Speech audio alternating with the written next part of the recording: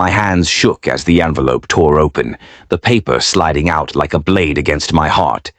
The words on it glared back at me, cold, merciless, final. DNA test result, not a match.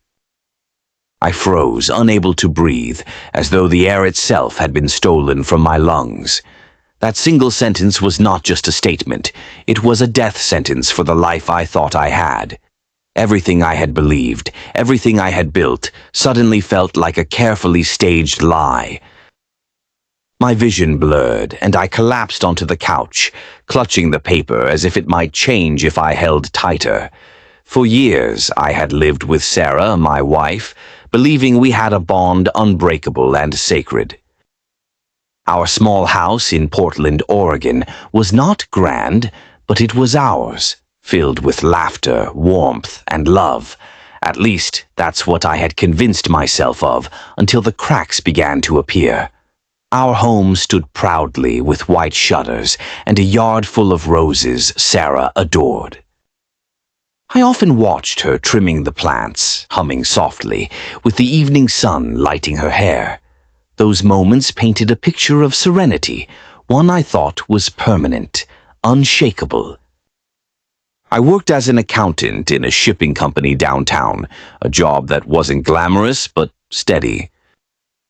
I woke up every morning at 6, kissed Sarah's forehead, and drove through the misty streets of Portland.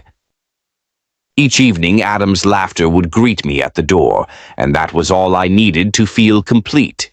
Adam, my son, or at least I thought he was the center of my universe. He had Sarah's brown eyes, but my smile, or so everyone said, and I wore that comment like a badge of honor. I never imagined that behind that innocent smile lay a secret that would ruin me. At first, Sarah's distance was subtle, like a shadow that went unnoticed until it grew darker. She laughed less, touched me less, and her phone seemed to matter more than our conversations. I tried to brush it off as exhaustion from motherhood, but doubt gnawed at me silently. One evening, while we were having dinner, I noticed her gaze wander repeatedly to her phone. The device lit up and she quickly turned it over, forcing a smile and asking about my day. That small act was the first seed of suspicion that began to root deep inside me. "Everything okay, Sarah?" I asked gently, searching her eyes for honesty. But there was something forced in her tone, a hollowness that wouldn't let me rest. Nights grew colder as she began to turn away from me in bed, her body stiff, distant. I lay awake, staring at the ceiling, wondering if love had an expiration date. Every time I reached out, she pulled back, and each rejection was a silent wound. Still, I trusted her, or perhaps I wanted to trust her so badly that I ignored my own instincts. I told myself she was just overwhelmed, that she needed time, that we would heal together. But my heart whispered otherwise, warning me that a storm was approaching. The storm began with a text I wasn't supposed to see. One afternoon, while Sarah showered, her phone buzzed on the nightstand, lighting up with a name I didn't know. Temptation battled with morality, but suspicion won, and I opened the messages. "Last night was incredible. Can't stop thinking about you." The words stabbed me in the chest. Scrolling further, I saw countless similar messages, filled with intimacy that was not mine. I dropped the phone as though it had burned me, my hands shaking violently. My mind screamed at me to confront her, to demand the truth, but my body betrayed me with silence. When she came out, wrapped in a towel, smiling casually, I forced myself to smile back. It was the most painful performance of my life, pretending I hadn't just seen my marriage unravel. Over the next weeks, evidence piled up like bricks in a wall, trapping me inside despair. Receipts from restaurants I had never been to appeared in her purse, some with 2 meals ordered. Hotel bills tucked away in drawers confirmed what the texts had only suggested. Each discovery was a dagger twisting deeper, but I still clung to Adam like a lifeline. When he laughed, chasing bubbles in the yard, I told myself, at least I still have him. I convinced myself that even if Sarah betrayed me, Adam was mine, my blood, my future. But fate was crueler than I could ever imagine, for the DNA test obliterated even that comfort. The paper was merciless, declaring that Adam was not my biological son. I crumbled, clutching my head, whispering over and over, "This can't be real. This can't be true." I remembered the day Adam was born, how I held him for the first time, tears streaming down my face. I remembered promising him silently that I would protect him, love him, no matter what. Now those memories mocked me, replaying like broken glass cutting into my chest. I wanted to scream at Sarah, to demand answers, but my voice abandoned me. Instead, I stared at her as she slept peacefully, as if nothing was wrong, as if my world hadn't collapsed. I wondered how many lies had lived in her smile, how many secrets in her touch. The next morning I watched her making breakfast, humming softly, her betrayal hidden beneath calmness. I studied her hands as they moved, thinking, are these the same hands that touched another man? The thought made bile rise in my throat, and I excused myself before I collapsed again. Days turned into nights, nights into endless torture, as the truth consumed me like fire. I tried to act normal for Adam, but every time I looked at him, the paper screamed in my head. The test result echoed louder than any sound, deafening me with betrayal. I asked myself 1,000 times, should I confront her? Should I leave? Should I fight? But fear and confusion chained me, leaving me stuck in a nightmare I couldn't escape. I feared that the moment I spoke, life as I knew it would disintegrate beyond repair. Yet silence was killing me faster than the truth ever could. Each day became a performance, each smile a lie, each hug a reminder of what I had lost. And all the while, Sarah looked at me with eyes that pretended nothing was wrong. I began to question everything. Was our marriage ever real? Did she ever love me? Or had my entire life been a carefully crafted illusion, one I was too blind to see? The more I thought, the more I drowned, gasping for air in a sea of deceit. The DNA test was not just evidence. It was the shattering of my identity as a husband and father. It was the cruel truth that I had been nothing more than a placeholder, a fool kept in the dark. And though I tried to resist, one terrifying question kept haunting me. If she could hide this, what else was she hiding? The days following the DNA result were a blur of shadows and silence. I moved through the house like a ghost, haunted by truths I didn't want but could not unsee. Every smile from Sarah felt rehearsed. Every glance from Adam sliced me with unbearable questions. I needed more answers, if not for peace, then for survival of my sanity. So I began to watch, quietly, carefully, recording in my mind every detail Sarah left behind. The woman I once trusted blindly now became a puzzle I was determined to solve. One night, when she said she was going grocery shopping, I followed her car discreetly. The rain tapped against my windshield as I kept my headlights dim, heart pounding with dread. She didn't go to the store. She drove to a downtown hotel instead.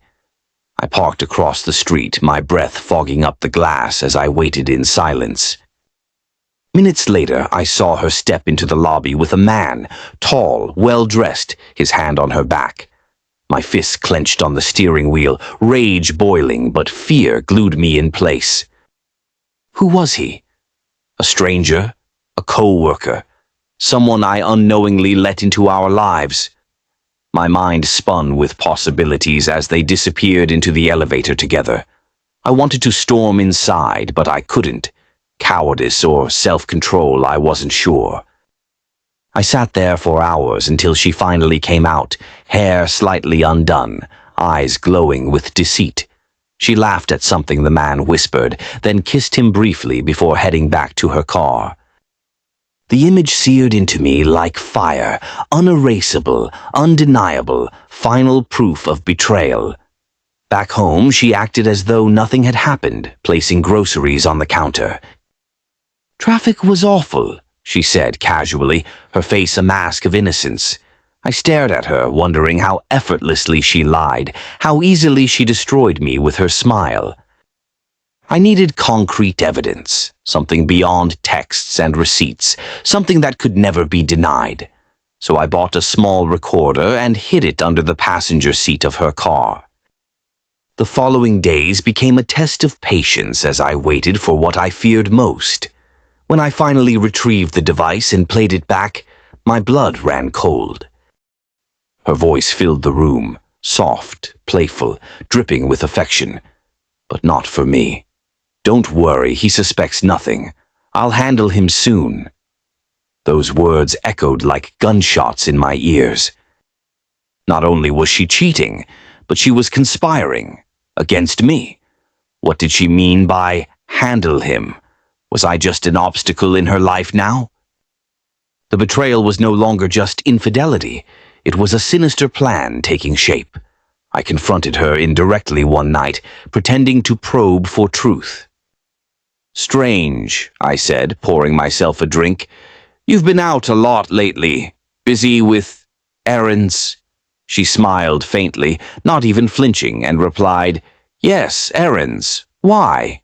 Don't you trust me?" Her boldness stunned me. How could she lie so smoothly, knowing what she was doing behind my back? In that moment, I realized she had no fear of being caught, no respect for the man she once vowed to love. And that terrified me more than the betrayal itself, her absolute confidence in her deception. The next week, I found another piece of the puzzle, bank statements tucked away in her drawer. Large transfers to an unknown account, amounts far exceeding her needs or expenses. Where was that money going? Who was she supporting? Or was she planning something even darker? I took the papers to my friend Daniel, a lawyer I trusted, and asked him to take a look. He frowned, scanning the numbers, muttering, "These aren't random. This looks like laundering." The word struck me hard, adding a new layer of fear. Was Sarah involved in something criminal? My world spiraled further when Daniel dug deeper and discovered the man she met wasn't just anyone. His name was Richard Hale, a wealthy businessman with a trail of scandals hidden in plain sight. Rumors of fraud, shell companies, and connections to organized crime surrounded him. The thought hit me like a hammer. Sarah hadn't just betrayed me. She had entangled me unknowingly in a dangerous web. Her affair wasn't just about lust or love. It was about power, money, and secrets I was never meant to uncover. And if Richard was in her life, then my own life was no longer safe. I felt trapped, every wall closing in tighter, every breath heavier. If I confronted her, she could lash out. If I stayed silent, I risked becoming a victim of their plot. The paranoia ate me alive. Was she already planning to erase me from the picture entirely? The breaking point came one evening when Adam innocently asked, "Daddy, why don't you laugh with Mommy anymore?" His small voice shattered me more than Sarah's lies ever could. I realized I wasn't just fighting for truth anymore. I was fighting for survival. That night, staring into the mirror, I whispered to myself, "I can't stay here. I have to get out." The decision was terrifying but clear. If I remained, I might lose more than love. I might lose my life. And so began the plan to disappear, to escape from the very people I once called family. The night I decided to leave, the house was silent, except for the ticking of the clock. Sarah slept soundly in our bed, unaware that every breath I took beside her was a lie. I packed slowly, carefully, stuffing essentials into a small duffel bag, my hands trembling. I looked at Adam's room, the soft glow of his nightlight illuminating his innocent face. For a moment I nearly broke, nearly stayed, because leaving him felt like tearing my soul apart. But the DNA test's cruel words echoed again. Not a match. Not a match. If I stayed, I would become their prey. If I left, I might at least survive long enough to fight. With silent steps, I slipped out into the night, my heart pounding louder than my footsteps. The cool Portland air hit my face as if to remind me, freedom begins now. I drove aimlessly at first, headlights cutting through the fog, unsure where safety lay. Every shadow felt like Richard's men, every passing car a threat waiting to follow me. But still I pressed the pedal harder, determined to vanish before dawn. At a rest stop 2 towns away, I sat in my car, clutching the steering wheel, crying silently. 7 years of marriage gone in an instant, shattered by betrayal and fear. The weight of it pressed on me, but I had no choice except forward. I called Daniel, my lawyer friend, whispering, "I'm out. She's dangerous. Richard's dangerous." There was silence, then his calm voice. "Good. Stay hidden. Don't call from your phone again." He gave me instructions, told me where to meet him safely, and promised he'd help me. The next morning I left my car behind at a bus station and boarded a Greyhound. I sat in the back, hood pulled low, pretending to sleep as strangers filed in. Every bump on the road felt like fate dragging me farther from the life I once knew. In a small motel outside Seattle, Daniel finally met me with a briefcase of documents. "You can't just vanish without a plan," he said firmly, his eyes sharp with worry. Inside the case were forged IDs, new accounts, and a path to disappear. "Change your name, change your habits, cut all ties," he instructed. "You're not just running from betrayal, you're running from people who play dirty." His words carried weight, and I realized this was no temporary escape. It was exile. For weeks I lived under an alias, working odd jobs, drifting from town to town. Loneliness became my only companion, the ghost of Adam's smile haunting every night. Yet survival demanded sacrifice, and I paid that price with each passing day. Daniel remained my only contact, feeding me news from afar, keeping me tethered to reality. Through him I learned that Sarah's life with Richard grew bolder, more extravagant. But beneath that glitter, Daniel uncovered court whispers and financial fraud, brewing like a storm. "Patience," Daniel told me during one rare call. "They'll slip. They always do." His words became my lifeline, the thin thread of hope I clung to in my solitude. If truth was a weapon, we were sharpening it quietly in the dark. Years passed, 7 of them, each one etching scars deeper into my soul. I changed towns, jobs, even accents, but fear followed me everywhere. Sometimes I woke at night certain I'd been found, drenched in sweat and terror. Then, one evening, Daniel's voice came through the burner phone, urgent and sharp. "They've made a mistake," he said. "Richard's name is in leaked documents, fraud, laundering, bribes." He paused, then added, "This is our chance. It's time to come back." The thought of returning nearly crushed me. Portland wasn't just home. It was a grave of memories. But Daniel was right. The truth needed light, and I couldn't keep running forever. If I wanted justice, if I wanted my life back, I had to face the fire head-on. I took the bus south, each mile pulling me closer to the city I once called mine. When I stepped onto Portland's streets again, it was as though time hadn't passed, yet everything had changed. The air was heavy, familiar yet suffocating, and every corner carried ghosts of the past. Daniel met me in a dimly lit cafe, sliding a folder across the table. Inside are recordings, bank records, and photos that tie them together, he whispered. These aren't just love affairs, they're crimes, and we're going public. My hands shook as I opened the folder, staring at the evidence that mirrored my nightmares. Hotel photos, money trails, even audio of Richard boasting about buying silence. It wasn't just betrayal anymore, it was corruption at the highest level. Daniel leaned closer, his voice steel. You're not just a victim anymore. You're a witness. The thought terrified me, yet for the first time in years, it also gave me strength. If my suffering could expose them, maybe my survival had a purpose after all. The plan was dangerous, but it was all we had. Go public, expose the affair and the crimes. We would gather media, involve trusted authorities, and drop everything at once. Once the truth was out, there would be no way for Sarah or Richard to silence me again. But as Daniel's eyes met mine, I saw the fear he didn't say out loud. Richard wasn't the type of man to let exposure slide. He would retaliate. The war wasn't just beginning. It was already at my doorstep. The day of exposure arrived like a storm brewing on the horizon, heavy and unstoppable. Daniel and I sat in his office, surrounded by stacks of files, photos, and recordings. Each document was a dagger sharpened against Sarah and Richard, ready to strike. We coordinated with a trusted journalist from the local paper, someone Daniel swore was clean.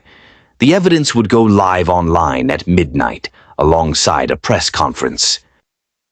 For the first time in years, I felt hope and terror intertwine in my chest. But Sarah was no fool, and neither was Richard. They sensed the shift. That very evening, I received a message slipped under my motel door. Stop, or you'll regret it. The handwriting was elegant, familiar. It was Sarah's. My blood ran cold as I realized they knew I had returned, that the hunt was already on. The walls seemed thinner, the shadows darker, as if every corner held an enemy watching me. Daniel insisted, "This only proves we're hitting their nerves. Stay strong." The next morning, we stepped into the courthouse to submit sealed evidence to authorities. But before we could enter, Richard's black SUV pulled up, tinted windows hiding his smirk. Sarah stepped out beside him, looking radiant, unshaken, like betrayal dressed in silk. She walked toward me, her voice low, sweet, venomous. "You should have stayed gone." I clenched my fists, my body trembling, but Daniel's hand on my shoulder kept me grounded. Richard simply smirked, his eyes cold, a predator amused by his prey's struggle. Inside the court, the evidence was filed, but the danger only grew outside. Anonymous calls flooded my burner phone. Threats, warnings, promises of pain. Richard had power, resources, and now he was using them to crush me before the truth spread.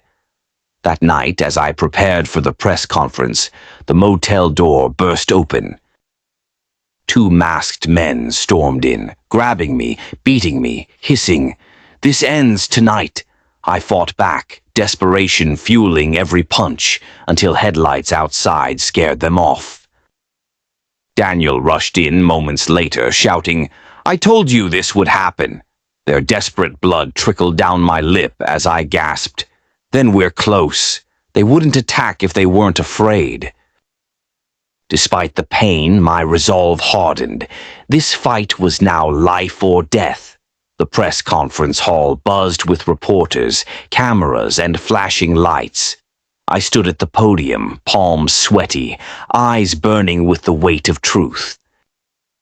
Beside me, Daniel began unveiling the documents one by one, each louder than the last. Hotel receipts tied Sarah and Richard together. Photos captured them hand in hand. Bank transfers exposed money laundering. Recordings caught them plotting lies. And finally, the DNA test, the cruel proof that Adam was not mine, stunned the room into silence. Gasps filled the air, cameras clicked rapidly, and the journalist's pen raced across the page. The affair was scandal enough, but the fraud and laundering turned it into a crime of scale. I watched Sarah's reputation crumble in real time, the mask slipping off her flawless face. But Richard wasn't one to crumble quietly. He stormed into the hall, flanked by lawyers. "This is slander," he roared, his voice booming. "A smear campaign by a bitter man." Yet his fury only made him look guiltier, his threats falling flat against hard evidence. Authorities stepped in quickly, seizing documents, escorting him out for questioning. Sarah's eyes met mine, filled not with regret but with rage, a silent promise of revenge. For the first time I saw her clearly, not as my wife but as my enemy. The trap had closed, the web they wove now strangling them instead of me. By midnight, news outlets across Portland carried the story. Businessman Richard Hale exposed in fraud scandal.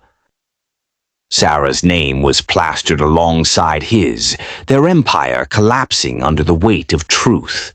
In the days that followed, indictments came swiftly. Richard faced charges of laundering and conspiracy. Sarah, too, was named in the case, her glamorous life reduced to police questioning and shame. I watched from a distance, no longer their victim, but their undoing. Yet victory tasted bittersweet, for Adam remained caught in the storm. He was innocent, a child unaware of the lies that birthed him. Though he wasn't my blood, my heart still ached for him, a love I couldn't erase. Daniel advised, "You should stay away. Custody will be messy. Let the system decide." Reluctantly, I agreed, for dragging Adam further into the fire would only burn him more.